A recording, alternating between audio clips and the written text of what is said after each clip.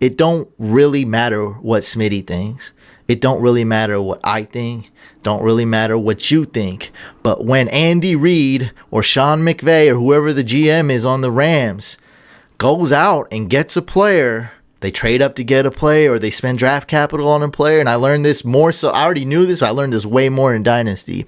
That means that they like that guy. So who cares what you think? They like John Kelly in round 6, which was cool. Everyone was wrong about it. That's cool. Like, I thought I wasn't on John Kelly's hype train, but I wasn't off of it either. I was like, hey, maybe this guy got some potential. He's talented. Like, there's no doubt about it. I kind of agree with you guys, but beware. Them going out and getting Henderson, who is, running backs are weird this NFL draft, but could be a top 3. Let's just say he could be top 3 running back talent-wise in the draft. At least top 5, right, Smitty? At least top 5, we'll say that. Top 1. But go top ahead. 1. Yeah, I mean, Josh Jacobs very arguably isn't the best. So, Smitty thinks he's number 1, but I think, if you weren't you, right, let's just say other people's opinions and scouts and whatnot, top 5 would easily top 5, right, Smitty? Easily, because he had more 20 and 40 plus runs than anybody in the nation. So it's not opinion, it's fact that he is the most explosive home run hitting running back in the draft. And would you say as a scout and other people's opinion, like GMs and whatnot, should be top 3, right? Regardless of how you're thinking. I would say before landing in with the Rams, he was definitely top 5. But I think, yeah. Okay, top. Okay, so let's just say he's top 5. So, GM scouts probably think he's top 5. Rams really wanted him. So I just don't see the Rams being like, all right, this guy sucks, but we really just need a running back to, I think the Rams knew about Gurley's situation, obviously, with Sean McVay's constant lying to us fantasy owners about Gurley's situation last year. Oh, he's going to be fine. He's going to be good for this playoff game. He's fine. He's healthy. He's going to be big feature in the Super Bowl. Lies, lies, lies. And then they go up and spend real draft capital. Like in this draft, getting a running back in round 3 means I want a running back. There's no Saquon Barkley this NFL draft. So the Rams believe in Hendo. That's all I'm going to say. Maybe Smitty's wrong, maybe I'm wrong, maybe you're wrong. Yes, we're wrong sometimes. But the Rams believing in Hendo, I believe it. I think that's dang near a fact. And the and Gurley's health being a huge risk, I think that's dang near a fact too.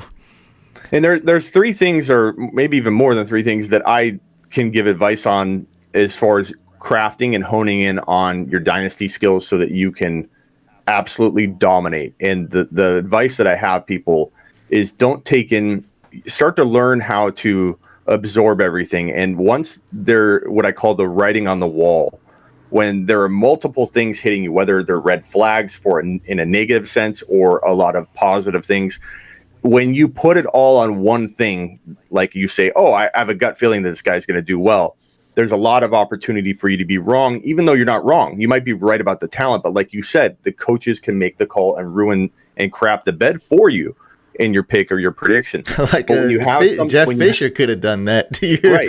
If he kept being the coach. Yeah. When you learn how to absorb everything and take in multiple things, so for example, situation. So in the sense that Todd Gurley's looking like he's probably on the decline, no question about it, for his career. They're talking about limiting his usage, even if he can play. Him saying he's not sure where he'll be in 6 months when he talked about playing in a week 1 months back. Him limping around on the TMZ video that you and I talked about when we did a video last. All that stuff points to, okay, there's some huge injury risk for him, even if he is able to play, which I predict something's going to unfold and he's not going to be quite ready for week 1. I've been saying that since January. Yeah, that's my best case scenario. And I mean, yeah. I can change. I'm down to change my assessment and whatnot, with the more news we get. But right now I'm sticking exactly to that because everything's pointing still towards that. Is Gurley takes maybe 30% less snaps, plays 70% gets 70% of the snaps, around 70% of the touches, and has a healthy career and is still very good, maybe low end RB1, around there, like still must start every week. But that's the absolute best case scenario because even what Smitty said, even if he's healthy, how could you not, like, it'd be so dumb to not limit this guy? Because last year they played him like too much. Even if you knew, like, even if you didn't know about this knee, which they kind of knew. I think he tweaked it week 1. It was kind of hurt. And even if you didn't know, like, they played him kind of dumb. Like, if you have a 2-touchdown lead, man, take this man out the game. He's so valuable to your team. But even if you are quote unquote healthy, which he'll never be, so anybody labeling him as healthy, or if he says he's healthy, or anybody, that's not going to be accurate. Limping, that's insane. Yeah, that's not a good sign. Arthritis doesn't go away. It's only going to get progressively worse. You can limit it, curb it, whatever. Try to curb the symptoms, which is, that's not good. But 300-pound lineman jumping on your back on a knee that is deteriorating from the inside, the spacing, basically arthritis, so you have your knee and you have padding in between the meniscus. He's basically narrowing that spacing literally. So if you did even an x-ray, you could see that it was like this. How bad is it? Is it bad on one side? The bottom line is he's limping around months after the Super Bowl. He clearly has a huge, huge problem that won't go away. And even if he gets to a point where he can drag his body around and he feels relatively okay, cutting on it, getting hit while you're cutting, dragging people on your back, he will get hurt again. It's like inevitable, in my opinion. That's writing on the wall. But real quickly, back to what I was saying. So you have the situation of injury. Then you have, and when you're evaluating talent, especially in Dynasty, so you're looking at Henderson in this case. How do I value Henderson in Dynasty? What are the steps I take to either value him here, or here? So you got that situation going for him. That's one aspect of many things. You've got to put so many things together to feel comfortable about a bold prediction. So in the case that Henderson has the track record, the more 40 and 20-yard runs than anybody in the nation last year, shows he's a home run hitting explosive running back. He goes into an offense that is going to have an amazing line that can make any running back good. You can't separate situation from player. You can't go take Priest Holmes, rip him out of that Kansas City offense and say, well, but Priest Holmes isn't as good as some other running backs. It doesn't matter. Situation is glued to the player. So Henderson is a Rams running back, and when he plays, he will play amazing based on the situation. Add in the home run hitting ability, add in the gut instinct part that I also have that sometimes drives me to call out a bold prediction. One of the biggest bold predictions I ever tossed out on NBC Sports Radio on our show was that Arian Foster, as a 4th, 5th round pick, would be a top 5 overall player. And I said that on NBC Sports Radio, and I was laughed out of chat rooms and everything when people would post it. And Foster was the number 1 overall. I was even wrong because he was the number 1.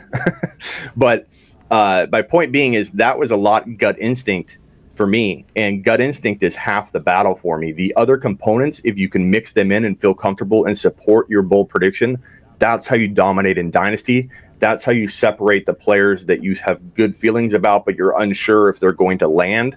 That's probably mastering that skill and knowing yourself and when to honestly and objectively say, this guy's got it gut instinct wise. I feel it. Now let me look at the scenario. How can it play out? What are the odds of it playing out? And with Henderson, it's all writing on the wall to me that he will be dominant in winning leagues in 2019. And the Rams believe in something too. That's why they went and got him. The man has over 1,900 rushing yards the last year. He just was a beast, and yeah, I mean, he's a guy I'm definitely targeting in Dynasty. A guy I'm definitely targeting in redraft, maybe like round 6 or 7 though in redraft. It's just, man, it's just so amazing.